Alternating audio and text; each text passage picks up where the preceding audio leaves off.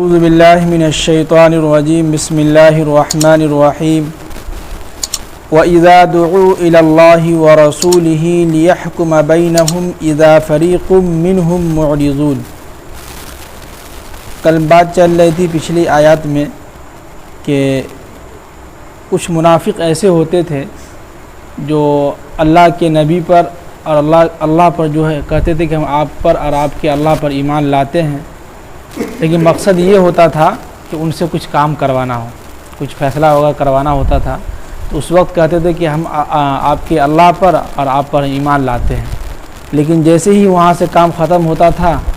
فوراً جو ہے منہ پھیر لیتے تھے۔ آگے کہہ رہے ہیں کہ وَإِذَا دُعُوا إِلَى اللَّهِ، جب منافق کو بلایا جاتا اللہ کی طرف اور وَرَسُولِهِ اور رسول کی طرف کہ لِيَحْكُمَ بَيْنَهُمْ کہ تمہارے درمیان اللہ کے نبی صلی اللہ علیہ وسلم فیصلہ کر دیں، تو اذا فریق منہم معرضون، تو ان میں سے کچھ لوگ ایسے ہوتے تھے جو فوراً جو ہے رخ کو پھیر لیتے تھے، منہ کو پھیر لیتے تھے۔ اور آگے فرمائیں کہ وَإِن يَكُن لَّهُمُ الْحَقُّ يَأْتُوا إِلَيْهِ مُذْعِنِينَ، اور جب ان کو خود فیصلہ کروانا ہوتا تھا، خود جب ان کو اپنی باری آتی تھی، ان کو اپنا مطلب ہوتا تھا، تو وہ فوراً جو ہے اللہ کے نبی صلی اللہ علیہ وسلم کے پاس جانے کے لیے تیار ہو جاتے تھے، فوراً جا کہتے تھے کہ جو آپ ہمارے درمیان فیصلہ کر دیجئے۔ لیکن جب دوسرا کوئی بلاتا تو کہتا ہم نہیں جائیں گے، فوراً جو ہے رخ جو ہے منہ پھیر لیتے اللہ کے نبی صلی اللہ علیہ وسلم کے پاس جانے سے۔ افی قلوبہم مرض، تو کیا ان لوگوں کے دلوں کے اندر کچھ روگ ہے، یعنی کہ ان لوگوں کے دلوں کے اندر کچھ کھوٹ ہے، کچھ نیت خراب ہے، یا ان کے دل جو ہے بیمار ہو گئے ہیں۔ امر تابو، یا یہ لوگ جو ہے شک میں ہیں، ام یخافون، یا یہ لوگ ڈرے ہوئے ہیں، ان لوگوں کو اندیشہ ہے کہ ان یحیف اللہ علیہم ورسولہ، کہ اللہ اور ان کے رسول صلی اللہ علیہ وسلم ان کے اوپر ظلم کریں گے، ان کے اوپر ظلم ڈھائیں گے۔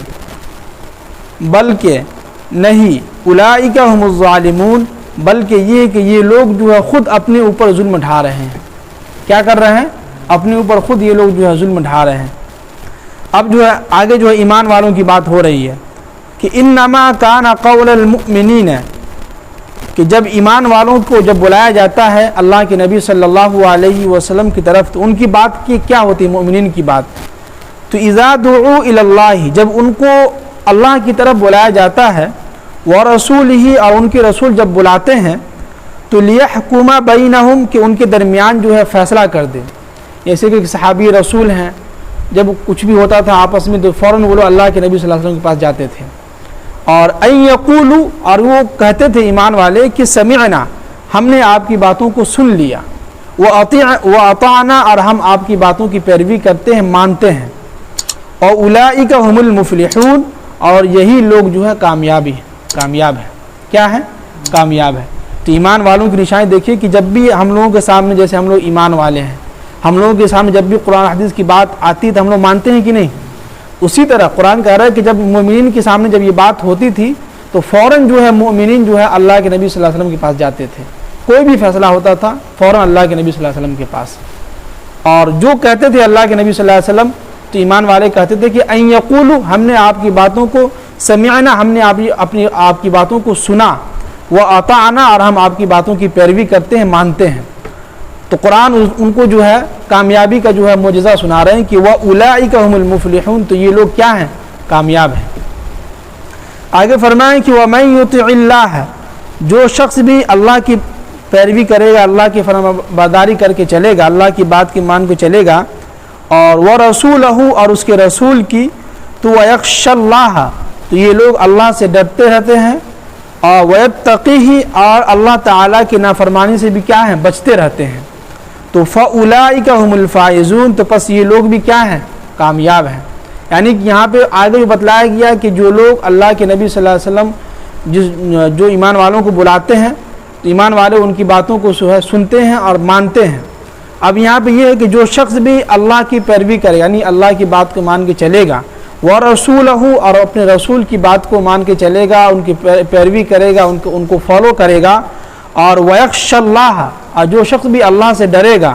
ویتقیہ، اور جو شخص بھی ان کی نافرمانی سے، یعنی اللہ کی نافرمانی سے اور اللہ کے رسول کی نافرمانی سے بچے گا تو فَأُولَٰئِكَ هُمُ الْفَائِزُونَ، تو یہ لوگ کیا ہیں؟ یہ لوگ بھی کامیاب ہو جائیں گے۔ آگے فرمایا کہ اب منافقین کی کچھ خاصیت بتلا رہے ہیں کہ وَأَقْسَمُوا بِاللَّهِ جَهْدَ أَيْمَانِهِمْ، کہ یہ منافق لوگ جو ہے خوب زور سے جو ہے آپ کے سامنے قسمیں کھا کے کہتے ہیں کہ لئن امرتہم، کہ جب بھی اے نبی صلی اللہ علیہ وسلم آپ ہمیں حکم دیں گے تو لیخرجن، تو ہم ضرور جو ہے آپ کے کہنے پر ہم بالکل جو ہے نکل کھڑے ہوں گے۔ اس آیت کے نازل ہونے کا مقصد یہ تھا کہ جب جو ہے جب جنگ ہونے کا وقت ہوتا تھا تو جنگ ہونے سے پہلے جو ہے منافق یہ کہتے تھے کہ اللہ کے نبی صلی اللہ علیہ وسلم جو بھی آپ کہیں گے، جب آپ کہیں گے ہم جنگ کے لیے تیار ہیں۔ کیا ہے؟ تیار ہیں۔ اور قسم کھاتے تھے کہ اللہ کی قسم کھایا کرتے ہیں، اس کی قسم کھایا کرتے ہیں، زور سے قسم کھاتے تھے۔ لیکن جب جنگ کی باری آتی تھی، جب جنگ ہوتا تھا، سب منافق پیچھے ہٹ جاتے تھے،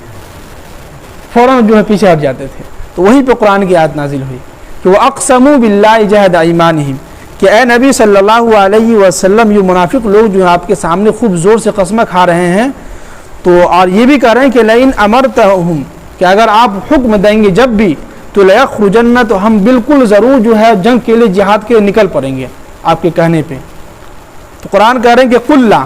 ان سے کہیے کہ تقسموا، تم قسم نہ کھاؤ، تمہارا قسم ہم کو معلوم ہے کہ تم نے کتنی مرتبہ قسم کھائے ہو اور کتنی مرتبہ جنگ میں جو نہیں جانے سے جو منہ پھیر دی ہو، یعنی تم جو صاف انکار کر دے کہ ہم جنگ میں نہیں جائیں گے۔ تو اللہ کے نبی صلی اللہ علیہ وسلم کو کہہ رہے ہیں کہ آپ ان سے کہیے کہ قل لا تقسموا، تم قسم نہ کھاؤ، تمہارے قسم کا ہم کو معلوم ہے تم کیسے قسم کھاتے ہو۔ اور طاعۃ معروفہ، اور جو ہے ہمیں معلوم ہے کہ تم کتنے پیروی کرنے والے ہو، ہماری باتوں کو ماننے والے ہو۔ ان اللہ، بے شک اللہ تعالی، خبیر بما تعملون، اللہ تعالیٰ جو ہر چیز کو ہے تمہاری باتوں کو، تمہارے دلوں کے اندر جو بات چھپا ہو سب کو جو ہے جانتا ہے اور اس سے باخبر ہے۔ آگے فرمائیں کہ قل، اے نبی صلی اللہ علیہ وسلم آپ لوگوں سے کہیے کہ اطیعوا اللہ، جو شخص بھی اللہ کی بات کی مان کے چلے گا، ان کی پیروی کرے گا، اور وہ اطیعوا الرسول، اور رسول کی جو پیروی کرے گا، ان کی باتوں کو مان کے چلے گا، فَإِن تَوَلَّوْا، اس کے بعد اگر یہ لوگ منہ پھیرتا ہے تو فَإِنَّمَا عَلَيْهِ، تو یاد رکھیے کہ مَا حُمِّلَ، کہ جتنا بوجھ اللہ کے نبی صلی اللہ علیہ وسلم پر ہے تو اس سے ان کی جو ہے اتنی ہی ذمہ داری ہوگی۔ کیا مطلب کہ ایک نبی ہیں، ان کی ذمہ داری کیا ہے؟ ان کی ذمہ داری یہ ہے کہ لوگوں تک جو ہے قرآن پاک کا پیغام پہنچانا، لوگوں تک جو ہے اللہ کا جو ہے پہچان کروانا، بس ان کی ذمہ داری اتنی ہی ہے۔ تو وہی کہہ رہے ہیں کہ فَإِنَّمَا عَلَيْهِ مَا حُمِّلَ، جتنی ان کی ذمہ داری ہے اتنا ہی ان کے اوپر بوجھ ہوگا کل قیامت۔ وَعَلَيْكُمْ مَا حُمِّلْتُمْ، اور تمہارے اوپر جتنی بھی ذمہ داری ہے تو اس کا بوجھ تمہارے اوپر ہی آئے گا۔